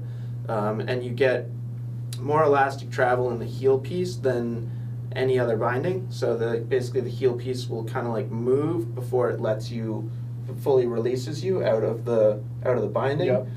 You combine those two things, the elastic travel in the heel piece and that short drill pattern, and it just gives the ski a very, very natural flex pattern. So those are the things that I like most about the pivots. They're also like literally bomb proof. Like Yeah. You could drop a bomb on a bunch of pivots and they'd probably all be fine. The resale value is great. Off the charts. Let's see, which tail design, rise, and shape carves more precisely and which is more slarvy? You're really just looking at like the amount of tail rise and taper. So if you see a tail that's all camber and very flat with a squared off finish, that's going to carve very, very well. If you see the opposite, Which a is ski, this, our prop. right, with a ton of tail rocker and then a lot of like early taper here, that's going to be much more slarvy. Let's see. But yeah, this Reckoner is a great example of a slarvy ski. We're getting to the end here, Bob, which is exciting, except people keep commenting. I'm coming up to Stowe March 1st to 5th. What can I expect as far as expected trails open? Also, is it difficult to drive to the mountain, or will I require all-wheel drive? Great questions. Obviously, we can't guarantee any amount of terrain, but generally in March, the whole mountain's open. I would say it has to be a pretty bad winter to not have the whole mountain open. Yeah, statistically that is very rare. Right. That any week in March is less than. Will If things are closed, it's because it's frozen. Right. Will you require all-wheel drive? I would say not necessarily, but you will.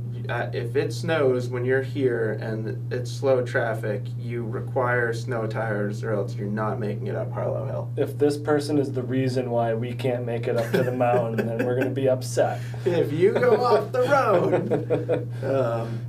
Anyways, let's see. I got lost a little bit. Phantom question here that I don't think I can answer. But I hear you. The stability of PFAS and getting into the environment. I will do some research on that, see if I can answer that question. Looking for the perfect all-mountain ski, expert skier, 200 pounds, 70-30 carbs off-piste. What ski is the most fun while still carving like a dream? You're a bigger guy, so like that's like the classic enforcer skier. Yeah. I would also say like Armada Declivity 92 Ti, a Solomon Stance 90 or 96. Those all feel like really good skis. Those skis with 2 sheets of metal, but also with, or not necessarily 2 sheets of metal, but a significant amount of metal, and then you also want a little bit of rocker in there too. Thoughts on the Armada White Walker 116 and the 121 version? We talked quite a bit about those earlier in this video. Very, very cool. Go watch Sammy Carlson's latest video. They give you a very good visual representation of what those skis can do. Modern freeride powder skis. Yep. They go straight and then they slash big turns and throw a bunch of snow. Did you try Kesley boots yet? Thoughts? They're in my basement, ready to go soon. Yep. So Bob's got a pair that he'll be testing. I have the K130P, which is the 130 flex, 100 millimeter, 4-foot last. So I'm very excited about those.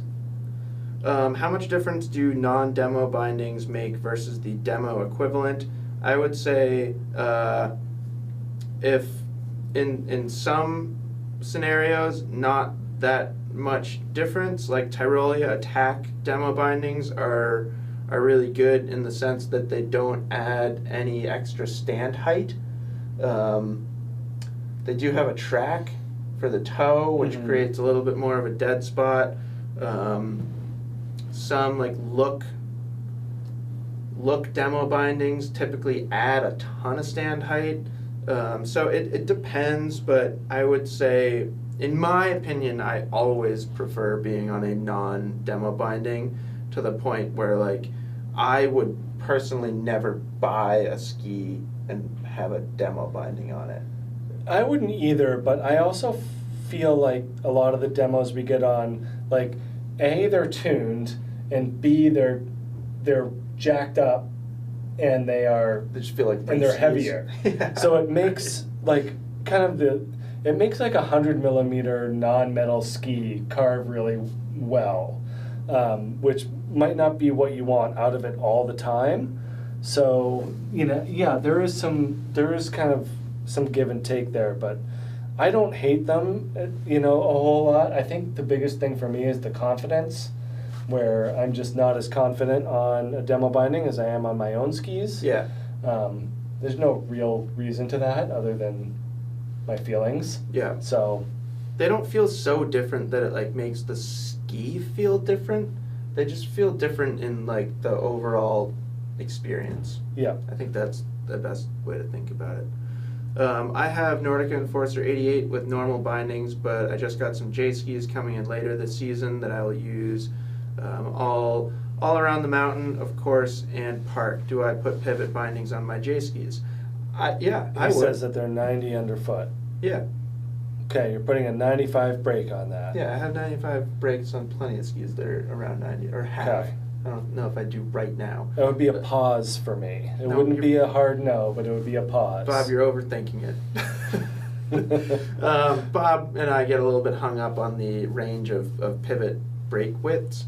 But yeah, that's what I would do, and I think that's like a really good ski to kind of like exemplify the benefits of a pivot. Your J skis are going to be a little bit softer, a little bit more playful. With a ski with a softer flex pattern, putting a pivot on is going to retain the intended flex pattern from the manufacturer. Yep.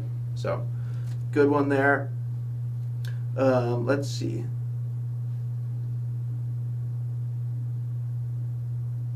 I still ski the plus 30 Salomon EXP 93 boots.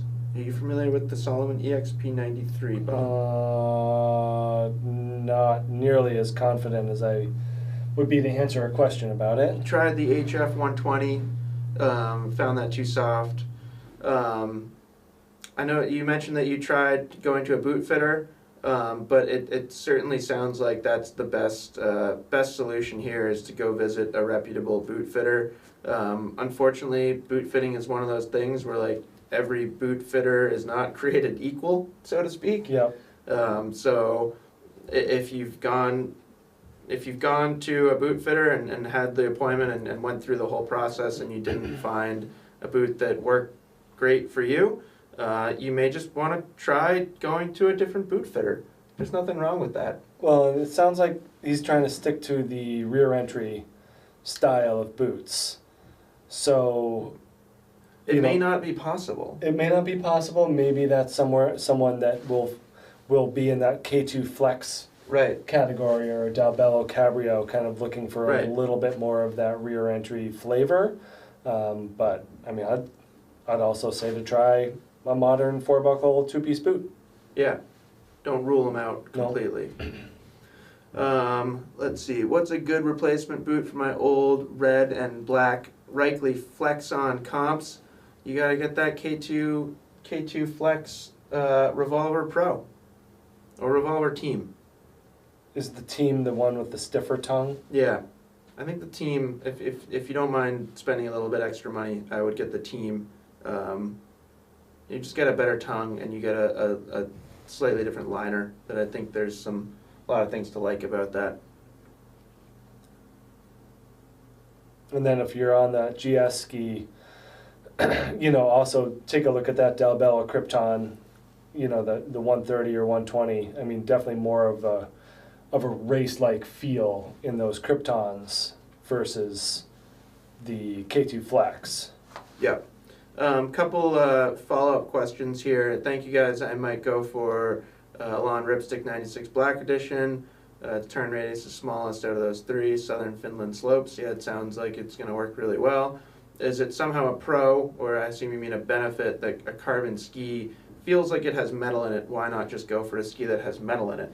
So really, like the conversation there is metal is like pretty much what's adding a lot of weight to a ski. Metal as a material is very heavy. So skis with metal, with that vibration damping and that smooth feel that we all like, tend to also be heavy. So what is particularly impressive about what Alon has done is that they have created a ski that feels like it has metal in it without the weight that comes along with metal. Yeah. So that's really the benefit. Chris Jones says, come and test skis in Europe. You'll love it. For a long time. Yeah, and I think there's a lot of cool stuff that we could do out there. A lot of fun stories to tell, a lot of ski. Prodigy 2.0, it feels like it carves really well. I think the Prodigy 2.0s are awesome. Is kind of a wider twin tip that works in the park but also has torsional stiffness. I ski those Nordica Unleashed 98s more than anything else, or at least I do now, and not quite the same recipe there and how they're built, but I think similar enough that kind of that whole concept carries over. And we're just gonna finish the rest of these comments here, and then we'll end the stream. I'll give you 8.5 more minutes, so we'll go straight to a full 2-hour-long video. So let's see, what do we got here? Where are we? Do you think pivots are a waste on fast charging skis like the Bonafide, since they make the ski less stiff? They don't make the ski less stiff, they just allow for a more natural flex pattern. But I will say that on a stiffer ski, it is less noticeable. Right. I'd still put my personal opinion is again, and you have to there's a lot of things to consider here. Like, pivots are very expensive. So you'd run out of budget if you have a budget, if you're putting pivots on everything. So I'd say it's less noticeable, but you still get the same benefits. Right, and they're also not that light. So right, you're still putting some weight on your. If you're putting them on a Bonafide, you're going to end up with a heavy setup. But having that Griffin or any other binding with that heel plate that just has screws further back in the ski, you are creating that more dead spot underfoot. Maybe with a Bonafide that has that half sheet of metal in there, it's not gonna register nearly as much. Correct.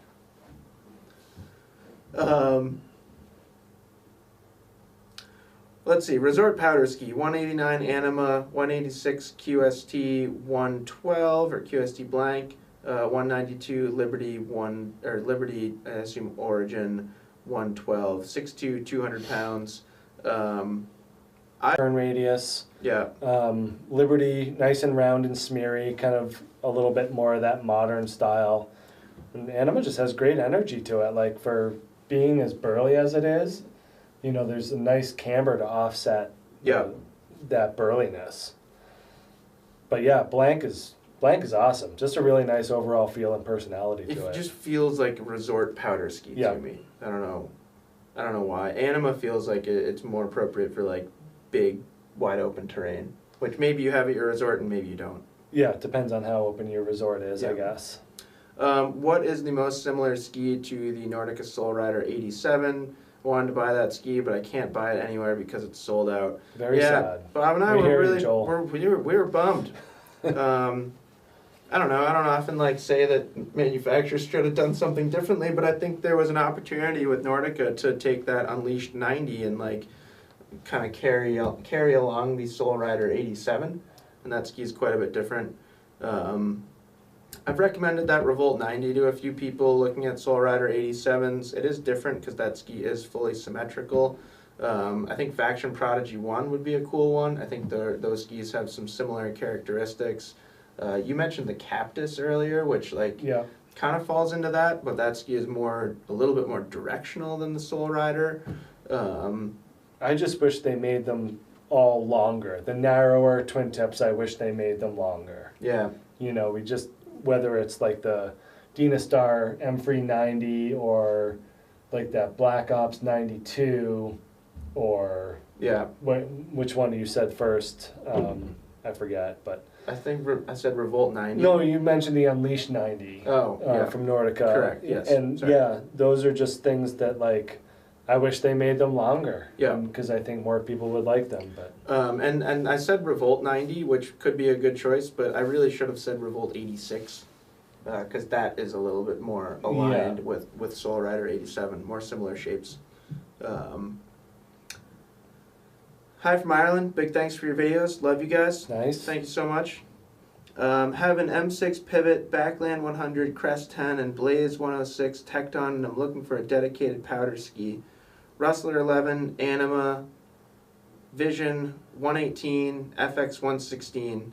I love the Rustler 11 as a dedicated powder ski. I think Anima could be cool too. We've talked about Anima quite a bit in this video. Vision 108 could work, just be aware that it's very, very soft. So I think there are a fair amount of people out there that might not like it because of the flex pattern. And then FX 116, I think like that's an interesting one because it's got a flatter tail. So I don't always think about that as like a powder ski. Yeah.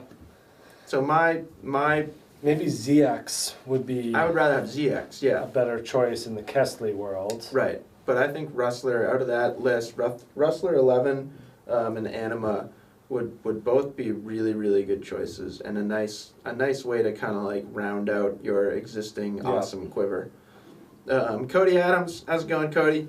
Is the Stokely Storm Rider 95 the best all-mountain ski on the market? Believe, Cody, you've asked that question many, many times before. I know that Cody likes his Stokeleys. Yeah, I certainly won't say that it's not the. I can't say no. It's a great ski, you know. It's one of those conversations where like, if you took every single skier in the world and had them ski a Storm Rider 95 and said, is that the best all mountain ski in the market? Like, would all of them say yes? No. Yeah. There would be people that were like, no, I need more tail rocker. Like, no, I want a ski that's softer. Like, blah, blah, blah, blah, blah. But speaking just in a broad perspective and an objective performance, it's hard to say no. It feels pretty good on the feet. That's all I know about it. Pretty darn good. And then I think we'll just end with this last one down here. Do you reckon Marker Griffin 13 would work with Ripstick 88s? Absolutely. all day. Yeah, really good combination. Those are two very trustworthy products. Yeah. I have no. If you handed me a Ripstick 88 with a Griffin on it and said, "You got to ski this for the next 2 weeks," I would take it from you and be like, "Okay, Right. it's gonna be a lot of fun." Yep. No, So- I'll take that setup with the 188 and that Ripstick 88 any day. Yeah. So, yeah, I think we'll end there. Thank you so much, anybody that joined this video. We had a lot of fun. Let us know if you want us to do more live videos. Yeah, I don't know, Bob. Do you have anything to add? To add? No, it's great, and I think that people I think these are all really good questions. Yeah, you know, like a lot of really good questions here. No one asked a single question that I was like, "That's a stupid question." I think it's hard also to kind of like. I don't want to say it's hard to think on your feet, but I know we left some things out. Yeah. You know, in kind of Yes. our mental catalog and going through alphabetically. Yep. There's just a lot out there that I'm sure we didn't get to. So apologies to anyone we missed from a ski perspective, but like it doesn't mean that they're not good. Totally. Yeah. So, yeah, if we recommended a certain ski to you and you're interested in other skis, I would say probably the biggest thing to do or the best thing to do would be like go watch or read one of the comparison articles or videos, because we'll talk about a lot of skis in that width range, and you can probably identify and hone in on some similar options from other brands. A lot of good stuff out there these days. Yeah, for sure. So we are 1 hour, 59 minutes, and 40 seconds into this video. Bob, do you have anything that you want to say for 15 seconds? I'm just really excited to talk about look pivots for an hour and a half next week. Are we going to do that next week? I don't know, whenever you want. Okay. Pivot review. All right. We'll talk to you guys soon. Bye.